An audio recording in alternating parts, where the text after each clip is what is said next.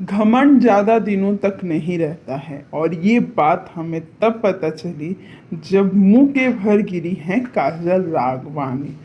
जी हाँ, आप हमारे साथ बने रहें और हमारा और आपका संबंध ऐसे ही बना रहे, इसके लिए आप मेरे चैनल को सब्सक्राइब कर दो और बेल आइकन को क्लिक करना ना भूलें कि जब भी वीडियो डालो तो नोटिफिकेशन मिल जाए।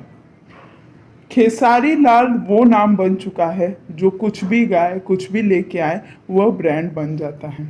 वहीं दूसरी तरफ बात करें काजल राघवानी के साथ छूटने के बाद खेसारी लाल जी तो और भी दिन दुगनी रात चौगुनी कामयाबी की तरफ बढ़ रहे हैं। वहीं पे पवन सिंह ने भी काजल राघवानी को यूज़ ही किया है। मैं इसलिए कह रही हूँ कि अभी तक पवन सिंह ने कोई भी बड़े गाने में काजल को कास्ट नहीं किया है और वहीं पे अगर खेसारी लाल होते तो उन्हें किसी ना किसी अपने गाने में ज़रूर मौका देते।